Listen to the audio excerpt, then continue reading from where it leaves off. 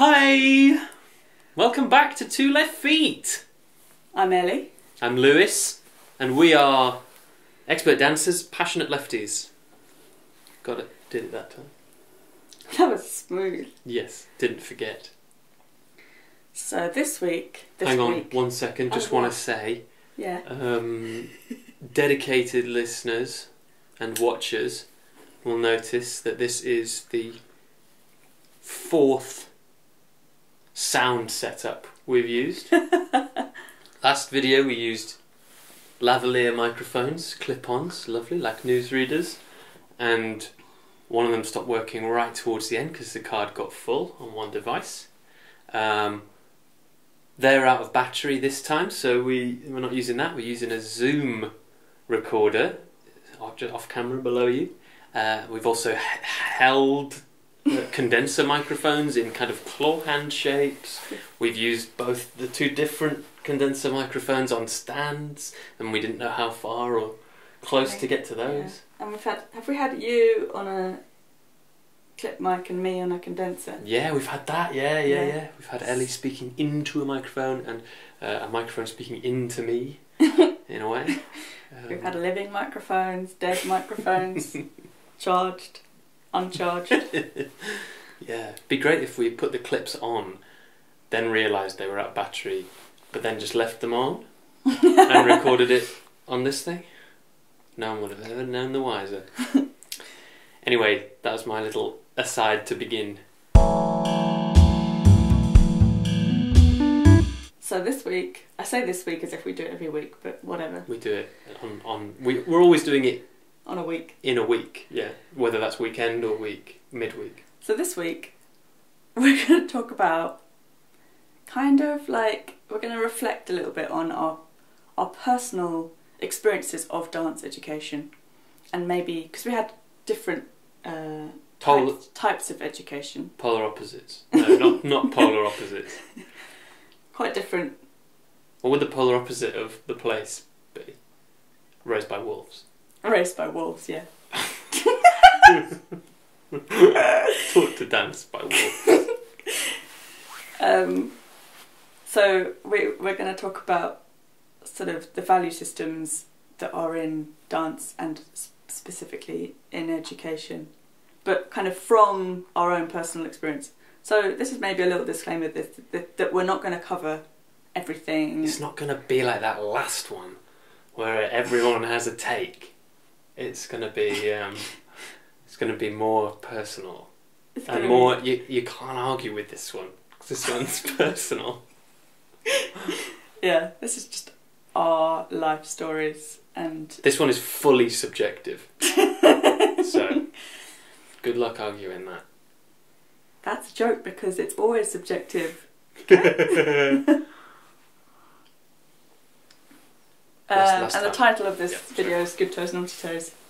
Yeah, let's commit to that. I like that. Brilliant.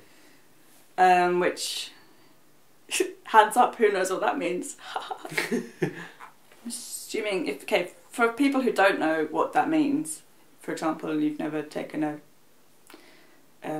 traumatic dance class in your life, you're lucky. No. It means that good toes is when your toes are pointed and naughty toes is when they're not pointed. Yes. It's a very moralistic kind of way of teaching kids about the shape that their foot might be inhabiting. Yeah, imagine using pointed toes to steal the keys from a museum guard and then going into the museum and stealing artefacts. And the whole time you did the whole thing on point. And then you tell your dance teacher about it at your local dance school. And they're like, that's brilliant, you had good toes the whole time. No naughty toes at all, but you're covered in the regalia of different cultures, kind of prize artefacts. And she knows you stole them.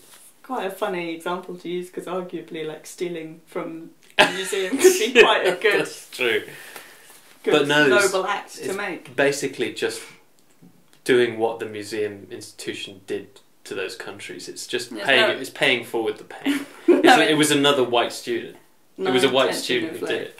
paying, like handing it anyway. They're just No, they under want the to bed. hoard it as well. Yeah. Yeah. Well, what they're going to do is they're going to open a kind of £2 in system in their bedroom, so people can come and have a look at those things.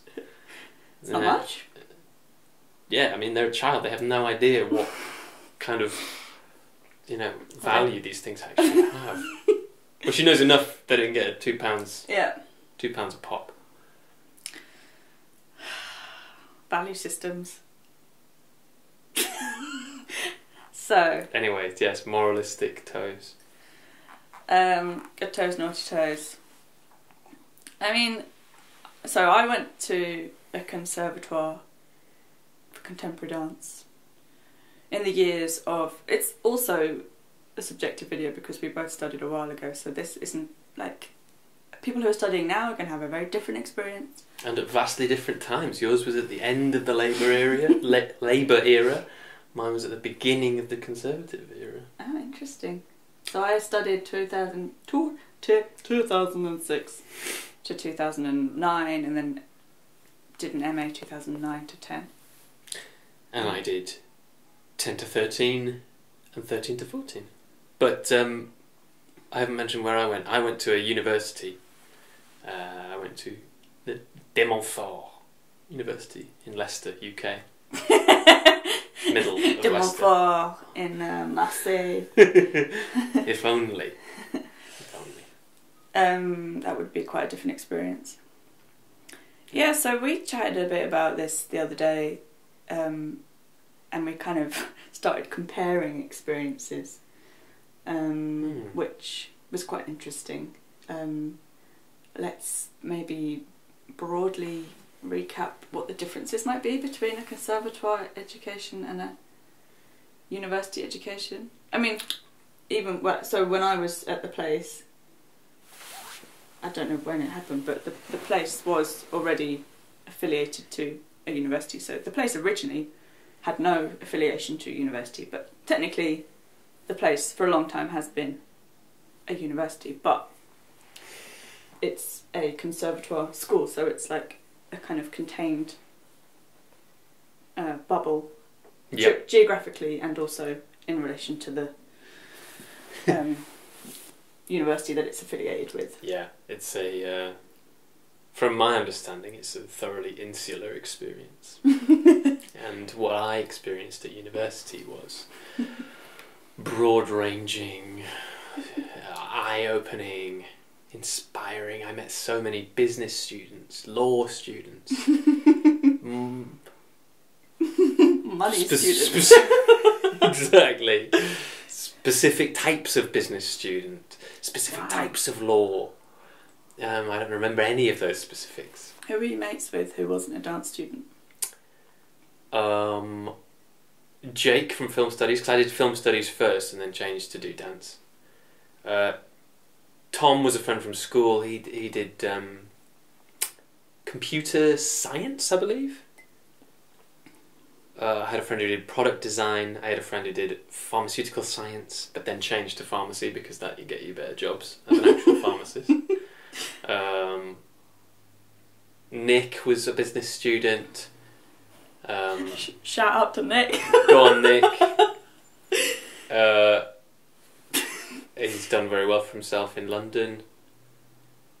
There was obviously Dan and Jack. They did drama. Mm-hmm. Jack did dance as a joint honours, so he got even less dance than I got. Mm-hmm. So what do you mean by that? Well, I didn't get as much dance as you got. Right. Like hours in the day. Yeah. Dancing. Yeah. Yeah, what do you get at a university? You get 5 hours a week? I don't know if that's true. But anyway, sometimes I'd have 2 classes in a day, which were an hour and a half. Sometimes I'd have 1 3-hour class. And it wasn't every day, so kind of maybe 4 days a week I'd have a class. Sometimes I'd have just 1.5 hour class. So there's a kind of weird, yeah. I don't know what the average hours in a week dancing there is, but it's less than yours, which is what, 6 hours a day? No, 3 hours well, yeah, again, this is not what happens now. I don't know what quite happens now. But when I was there, hour and a half ballet, hour and a half contemporary in the morning, every morning, and then in the afternoon,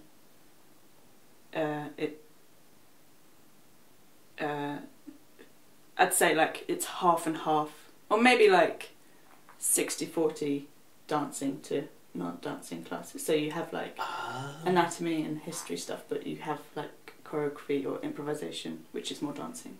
Okay, so it's actually not as much as I thought. But it's kind of regimented every day, that morning stuff. Yeah, morning is absolutely 3 hours, and you better fucking be there. Yeah, right. And then the afternoon is, again, sort of like, well, what? We'd finish at 6. So you're kind of in the school from 9:15 till 6 o'clock. And that's every day? That's every day, and potentially you're dancing all afternoon. But it's always going to be a mix in the afternoon to some degree. Yeah. But whenever we did like the purely kind of academic subjects, is that what you call them? Purely theoretical subjects, let's say. Like, so, kind of more lecture, seminar based. Yeah, we had like one. First year there was like design and anatomy and design. Yeah. That's cool. Yeah, and history. What do we call it? Something funny. It was contextual studies or something. Okay. Maybe it was called that. I can't remember. And I was just called dance history. Yeah, that would have been more accurate. That was only in the... No, there's one called Understanding Dance. I love that. Understanding Dance 1, Understanding Dance 2, I think. There was two of them, I think. Okay. Yeah. I mean, that's the thing. Contextual studies at the place was like supposed to sort of cover everything. And it was terrible in the first year, because I don't think the person teaching it was really kind of appropriately trained in the right knowledge. But we got a kind of someone who was actually an art historian came in at some point, and it got good. But we would always be half asleep. Yeah. And I think that's true of like most students, most places. But it was, I kind of felt a bit kind of more kind of chronic at the place, because you're literally like, you're physically like tired, and then I just remember like eating, and because you'd been doing something at lunch or whatever, and then you, like, it's just the most stressful thing is falling asleep in front of when someone is like right here in front of you, talking to you, expecting you to listen in quite a small room. Yeah. No, it's difficult, that stuff, isn't it? I don't know how you're supposed to work it so that they're not exhausted. I mean, yours was kind of, I mean, we did sweat. So going to a lecture from class was a sticky experience. Right. So I do know what that's about, this kind of falling asleep from exhaustion stuff. But I think maybe there's a different level of athlete training that you might have been going through.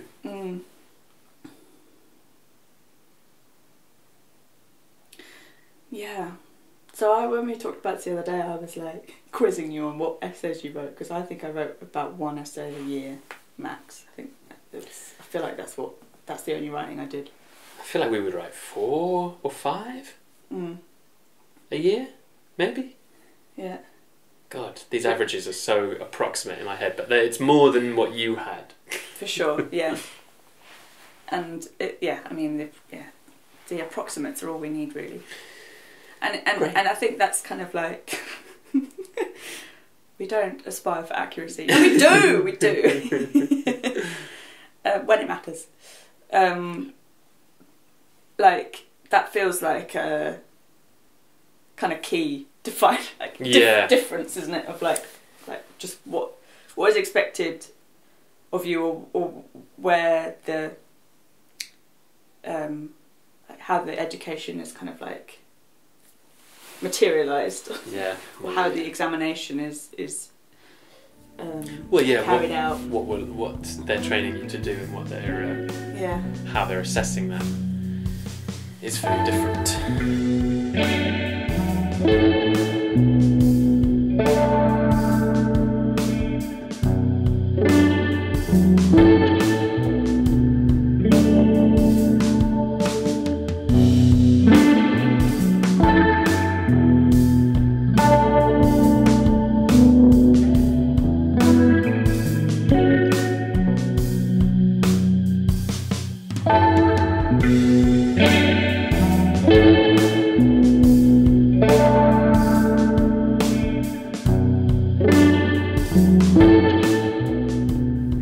My experience of dancing at the place was like this is like a generalisation, sort of something that I can say after reflecting for a while since being there. So this is like, there's more nuance to it than this, but Nice. generally Preface. Generally, like, there was a lot of dancing asked of us, and the dancing was like to very specific tasks were specific. You know, like technique class is a very specific vocabulary that you're asked to learn, and there's a sense that you're doing technique class to physically be in a particular shape, to like maintain fitness or improve fitness or physical kind of accuracy of limbs in space. Mm-hmm. And then a lot of the afternoon classes, again, it's like knowledge of specific techniques, so like contact improvisation or partnering or whatever it was, even though we didn't actually do much partnering. It was more contact, but anyway, we did do some partnering. And there's a lot of dancing because someone has asked you to dance. There's lots of dancing to fulfill the requirements of the person who's teaching you. Lots of copying, lots of like dancing for the sake of dancing in a way which I've found once I'd graduated, I didn't have like my own agenda for dancing. I was just a bit sick of being told how to dance, and actually what I wanted to do was like have a break from dancing and find like reasons to do things on my own terms.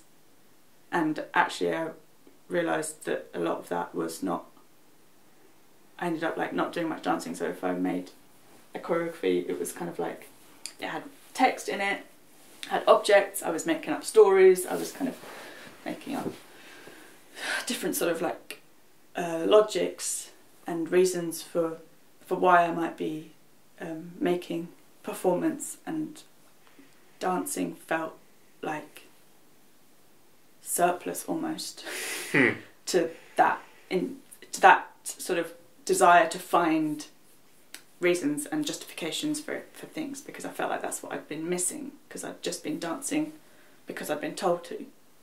Yeah. And of course there were exceptions to that along the way, and but it's, I've kind of, since graduating, I feel like my relationship with dancing has been working out how to be interested in dancing itself, like dancing kind of for the sake of dancing, after being really uninterested in that. Yeah. And yeah, when we were talking the other day, it was kind of, yeah, we were sort of like, you know, we almost had sort of opposite experiences of that relationship to dancing. Yeah, it was that wasn't because of you. So I understand. You've heard me talking about this a lot. No, that wasn't because of you. It's quite hot in here. Go open the window. Just enjoying my yawn. Yeah, so I guess my side of the coin is I started dancing because I wanted something. identified some kind of physical, like, euphoric release, amazing, transformative. So I could start from the beginning of my dance thing. I started dancing when I was 19 years old, and it was all to do with, my love of doing it kind of was birthed through, like, some kind of awakening of a euphoric experience of, like, finding something beautiful that I like to do, and it was it felt really good. It was kind of an internal joy awakening thing, which was my whole attachment to it, from a bunch of somatic stuff and so on and so on. Somatic simply means relating to the body, but in dance it is often used to describe specific movement techniques such as yoga, Alexander, Feldenkrais, or body-mind centering.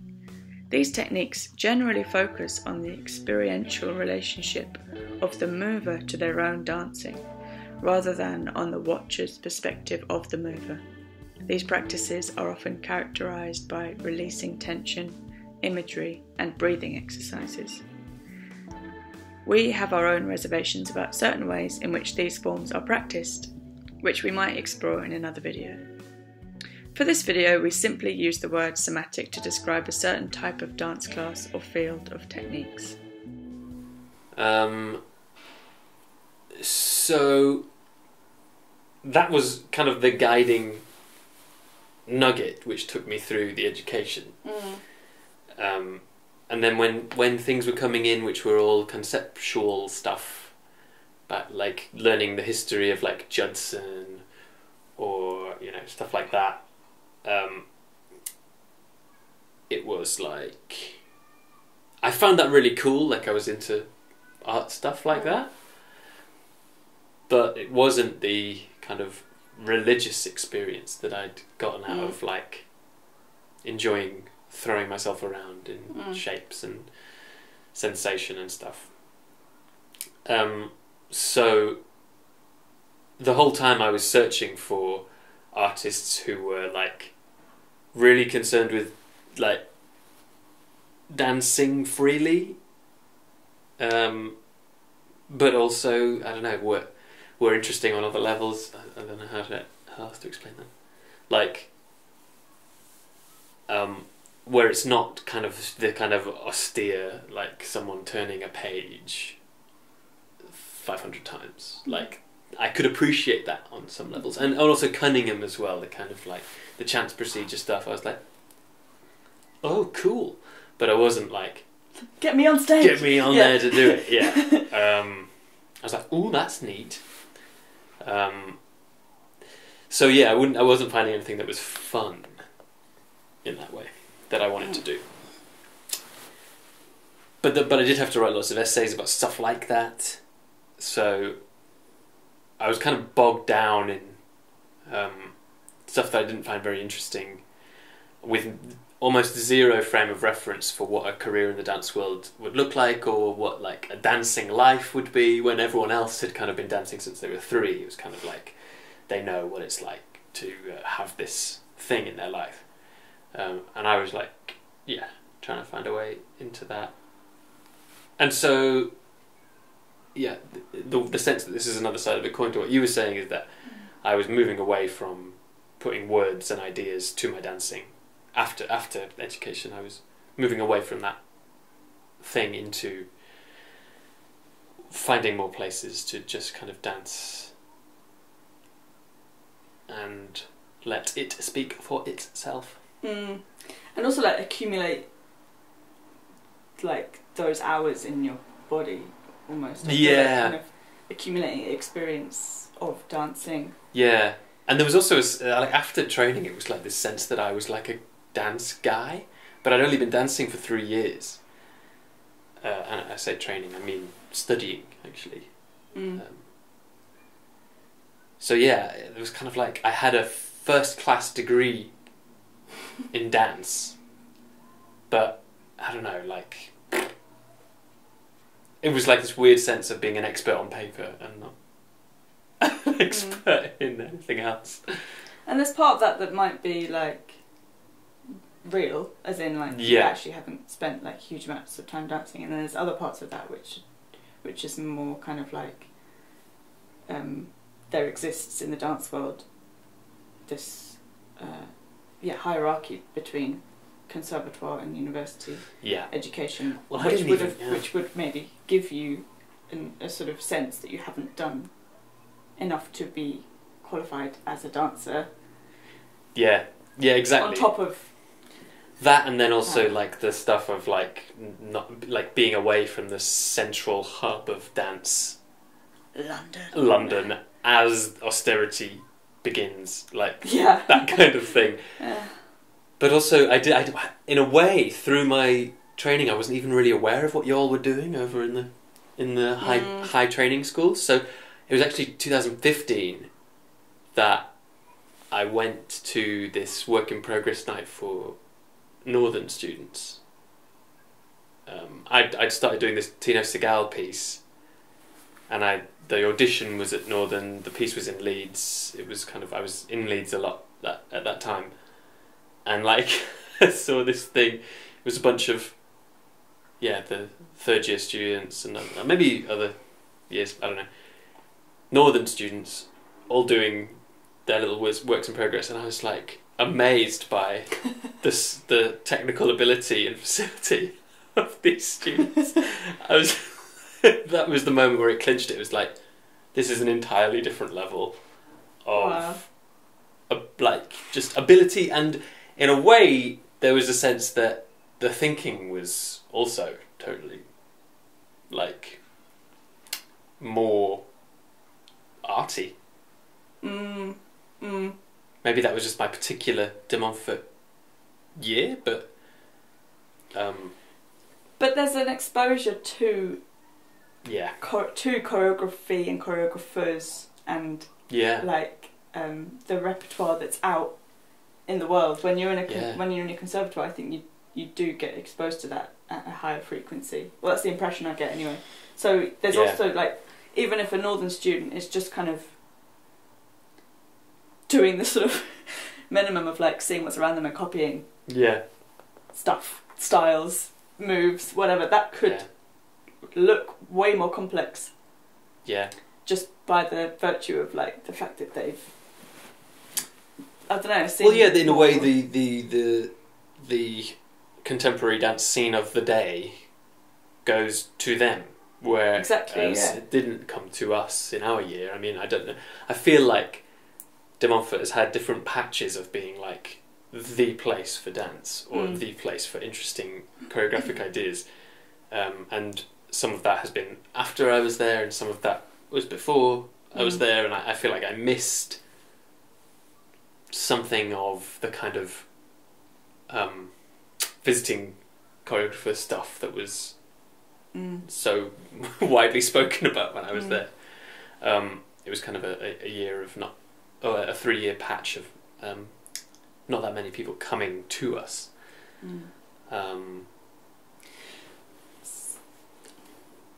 I had something, but I don't know what it was.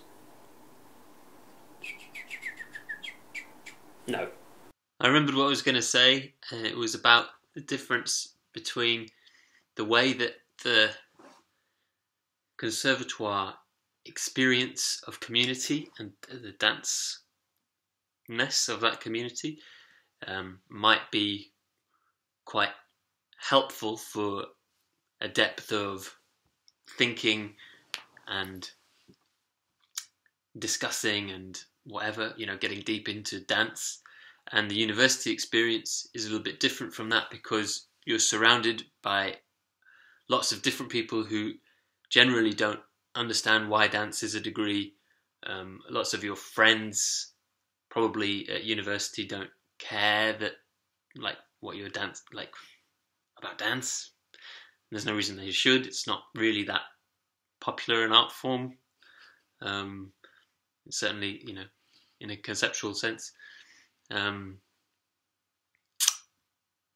I think that's what I was going to say. Yeah, that's another way that they're different. Please. Take us to the next chapter.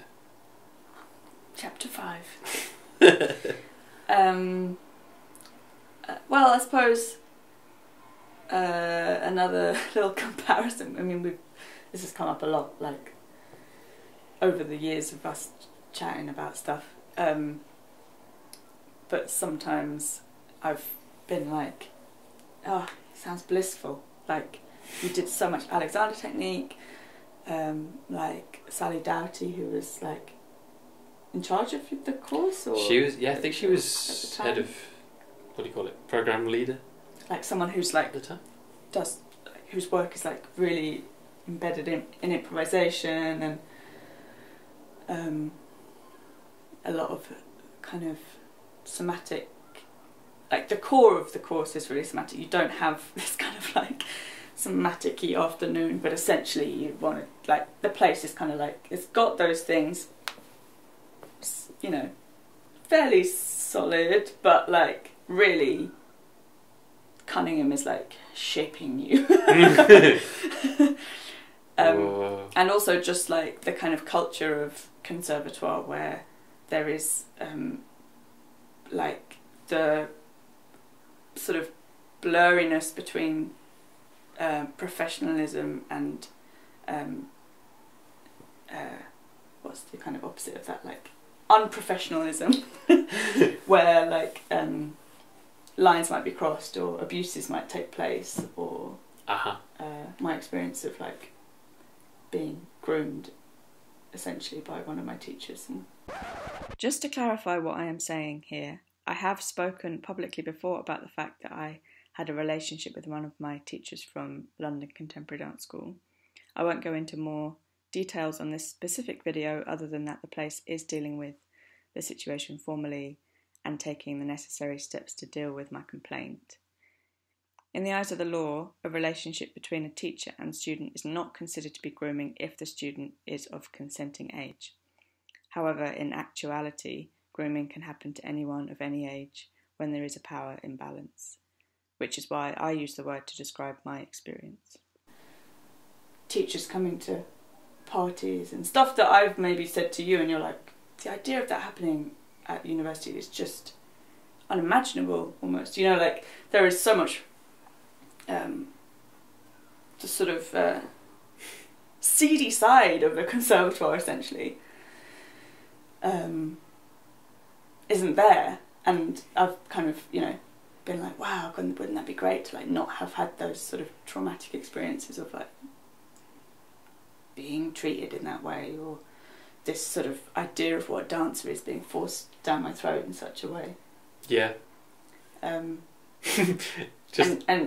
Yeah, but then of course you might have a different like side of that, which is like the fact that the conservatoires exist and that shapes the dance world, puts you in a strange position when trying to get involved in the dance world because you don't have these like I don't know. I mean, to have like quite well established boundaries is no help for a young dancer. That makes me sound like I'm saying don't have them, but I mean, you know, there's this. You get people who, you know, are willing to put out, get further. Yeah, like, yeah. But it's true. Yeah. I mean, yeah. The way in which that culture of a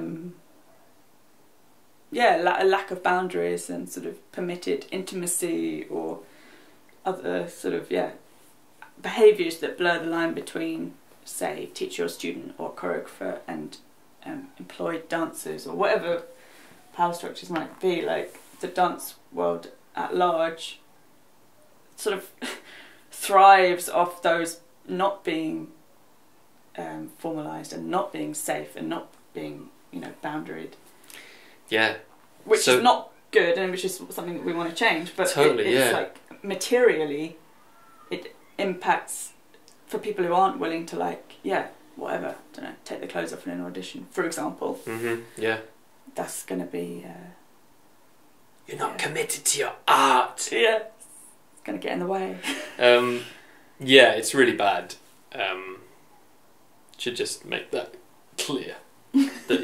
that this is no good thing. That the system skews towards someone who's had their self-esteem so thoroughly bombarded with abusive nonsense that they are open to do anything to get ahead.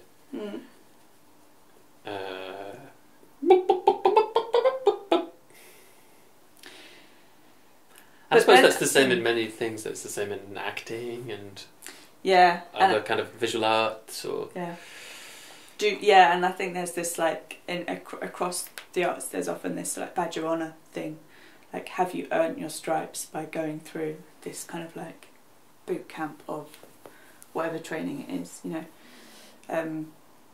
And also like I think the way that people talk about dance history is that it's like a cycle of reactions. So like say Judson is like a reaction to the expressive sort of share your soul of Martha Graham or the sort of expressionists,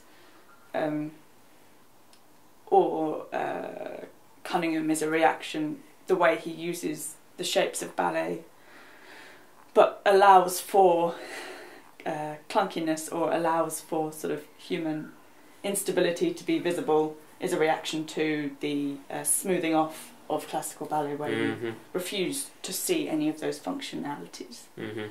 There's this like sense of like, if you can, so to learn there's something about like for you to learn about Judson as a starting point without having personally lived through like the traumas that say Judson, the dancers of Judson are reacting to. Is kind of strange. It's weirdly abstract, Yeah. And also this comes back. I think this also touches on my somatic belly stuff of like starting to dance and like starting off with university and also some stuff at Coventry, summer dancing stuff, which was all that Decoder, that bunch of people. All super somatic stuff, and this was all about releasing and shedding other layers of like dance techniques that were painful, tenseness, tension and stuff, and I had nothing of that, so I was just kind of like trying to kind of get fit enough to dance, but I was actually just lying on the floor doing breathing exercises and imagining moss. Which was like so amazing. Like, what am I letting go of? But like, what the hell am I letting go of? Yeah, I literally didn't have it. So it becomes this.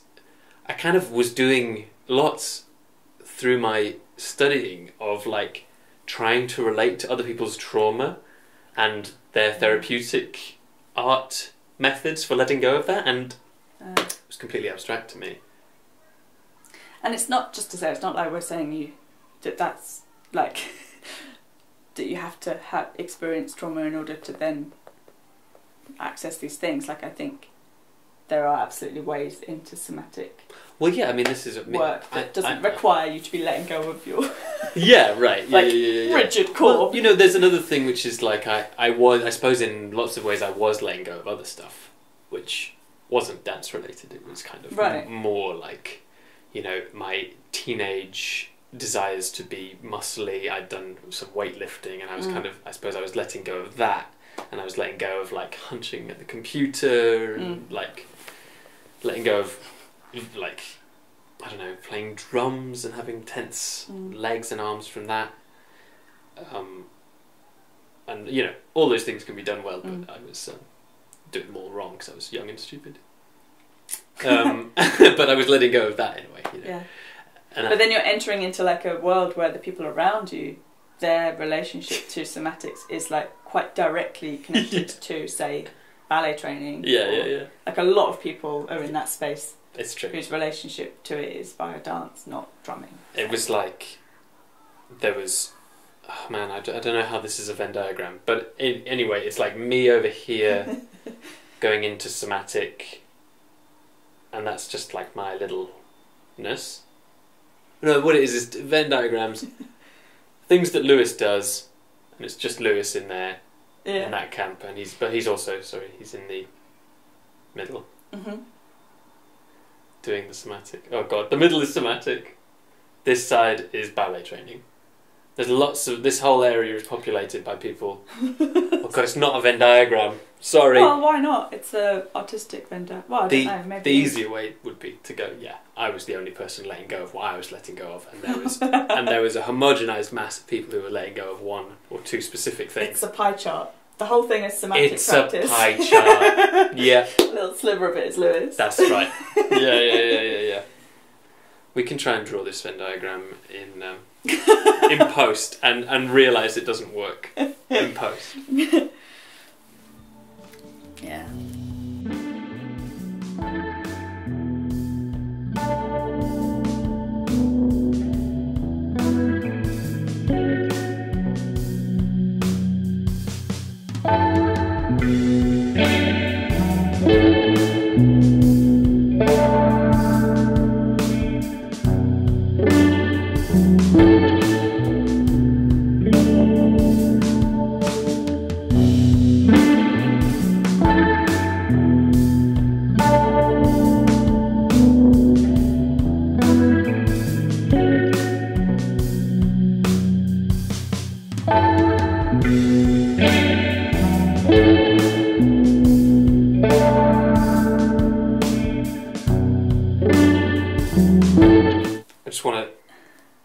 We've only got like 2 minutes left. Okay. No. I just wanted to tell one of those stories. I love these stories. Maybe both of those stories. Please. Just to cap it off. Okay. Here's some fun stories that So Lewis is fresh. What was it? It was like someone who's not lived through the trauma of trauma of dance. That's trauma. Trauma of dance school. Gets to live through other traumas. a different kind of thing. Yeah. So I got 2 stories of being held to value systems, the standards of value systems that I was completely unaware of. Well, not unaware of, but certainly didn't ascribe to. One time, walking through a dance building, Siobhan Davis Studios, at a conference, there was a group of people who were doing some kind of... As part of this conference, there was a kind of closed research group in the research studio. And one person came out and was in this kind of... what do you call it? Like this glow of their experience over some days with some dancers. And this person was a dancer as well. And kind of greeted me and my companion and was kind of effusive about the research that they'd been doing, and was saying that there was this great exercise that they'd done where instead of people introducing themselves in the circle, get this, people would introduce the person next to them with what they thought they were, or what they thought their background was. And some amazing things had come out. I don't know what that would be. Wow. I don't know what that is. And she said, let's try it now. On the stairs? On the stairs, yeah. Kind of between things. And I was like, cool, that sounds like a cool thing. I don't know, yeah. And she said, okay, great, I'll do you. And this was... during my MA, the year after I'd finished my study at De Montfort, so I was kind of, in a way, this was my peak dancer form. And she said to me, she kind of looked into my soul, into my eyes, and she went, certainly nothing body-based, as a kind of encapsulation of my my background. And then she went, maybe something to do with geography? It's like... And I was like, so no, I'm a dancer. And she was like, oh, really? Oh, right. Oh. And I was like... Just awful. I was like... I just felt so bad. I just felt like there was nothing about me, the way I was carrying myself, my body... Like, I got so self-conscious because I was like, nothing about me screams dancer, and that's what I've been saying I am. That's what I just got a first-class degree in. Yeah. That's what I'm aspiring to be in many ways. It's just such a horrible phrase. Body-based. It's like body. I mean, it's just and such certainly, a stupid thing. this phrase stays in my head. Certainly nothing body-based. Certain. It's certain. Yeah. That nothing to do with the body is anything that you're concerned with. Just like fundamentally, like the fact that phrase is like used in that way is also so silly because like, everyone has a fucking body. So most things essentially need to be pretty body based. So it's like such a stupid term. Oh God. So anyway, that's my experience of people who are in mid-glow. Setback number one. Yeah, that's one setback. I mean, there'd been so many setbacks. That's certainly not number one, but it's of the list I'm going to go through today. That's setback number one. That one, and then another one, which was attending a class in. Oh well, this is kind of two, I suppose. Brilliant. A class in Leicester. I did two classes. I did lots of classes in Leicester. I taught lots of classes in Leicester, but this was two specific ones. Maybe I can jam them into the same thing and make it slightly fictionalised. Well, anyway, so we were crossing the room in some phrase thing, and it required pointed feet, which has always been my enemy. and somebody who was kind of we both considered each other to be peers, but had never really danced that much in the same room as each other. She kind of turned to me after I'd crossed the room and she just went, "You've got quite naughty toes, haven't you?"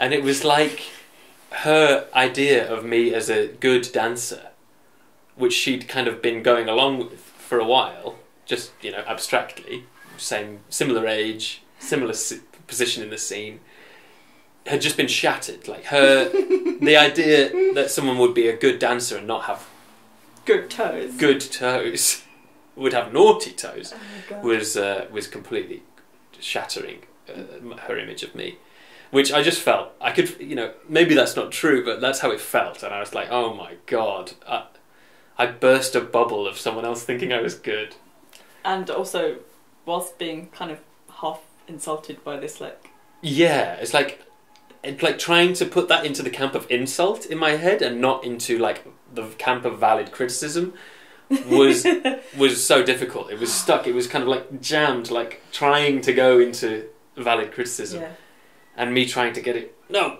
put it in insult. Just rude. Anyway, so there's that, and then in the same class, it wasn't the same class, but it was. Might as well have been. A teacher had come over from somewhere else, and from Birmingham. And I was doing some jumps. This is another corner exercise. My God, corner exercises are so diagonals, ballet-ish. This is when I know my time in that class is going to go downhill. My attitude's going to get fucked up. My approach to the whole thing is just going to have to stop to be a joke because I can't do this seriously because I can't do it. Anyway, this guy said to me, I was doing the jump that he was asking me to do, and he said, "Did you never learn how to jump?" God. Such disgust and disdain, and that just kind of rings in my ears so often. Anytime I leave the floor. So tragic. And it's like, I don't know, man. I just, people. The idea that you have good toes, naughty toes at the ground level.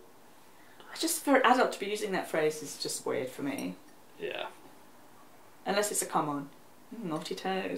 It's just like, and both of those you could sort of be like, well, I'm sure they were said like in good humour, but it's like, it's also how is that not going to be like such a? How is that not going to be a rude thing to receive from someone? Yeah. Both of those are like, your body is failing me and my standards right now. Yeah, and it really is them. And that's like, it's nothing to do with me, really. I mean, think about why dance classes and dance studios aren't like more welcoming to different types of people. Yeah, exactly. Body shapes or anything. I mean, it's crazy. That's why this video isn't covering everything, because We haven't even got onto like ableism or anything. my We're God. just talking about our experiences as like neurotypical, cisgendered, white, Yeah. skinny people. I mean, if we feel like this is something we said the other day when we, we got into a conversation about how ableist this dance world actually is, the kind of insanity of it. If I feel inadequate in that space, It's just and I am like, I don't know, like a fairly athletic, able-bodied, cisgendered white man, then what the hell? Yeah. What's going on? What the hell? Yeah. And the reason you don't feel comfortable in those spaces is not because it's not because other people do feel comfortable. Right. Yeah. It's like an even narrower niche Yeah. of people who feel comfortable potentially in that So space. true. Like, yeah. So those are Lewis's lovely stories. That's my stories. Thank you so much, Lewis, for sharing. That's all right. We really appreciate That it. was an extra 10 minutes on the episode. It was worth it. So juicy. All right. Well, thank you very much. Remember to subscribe. Press the bell. Remember to button. press the bell button. Thanks for watching and listening. And also, thank you if you've listened on podcast. No, we will do that. Yes. We're going to put this as a podcast too. Woo.